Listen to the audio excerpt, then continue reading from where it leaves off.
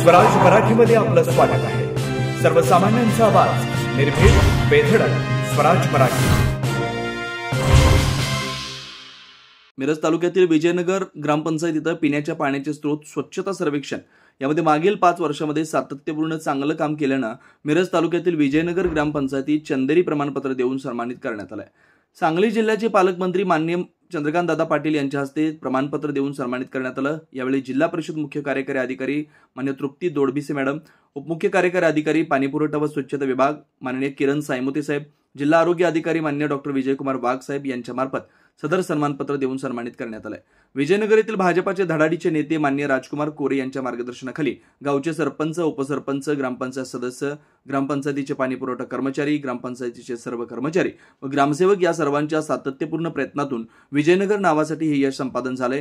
तसेच गावात कोणतीही साथ रोगराई येऊ नये यासाठी गावातील आशा वर्कर, अंगणवाडी सेविका यांनीही सातत्यपूर्ण प्रयत्न केलेत।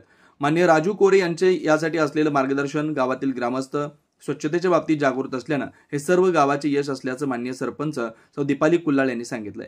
यावेळी उपसरपंच सौ आशा अमोल आवळे, प्रियंका उमेश माळी, सौ सारिका राजकुमार कोरे, रजिया मोहम्मद साहेब मुल्ला, स्वाती प्रकाश बनसोडे, नंदकुमार कोरे, माननीय गजानन शिंदे, कामेश कांबळे, ग्रामसेवक BR कुंभार, गावातील नागरिक मोठ्या संख्येने उपस्थित होते।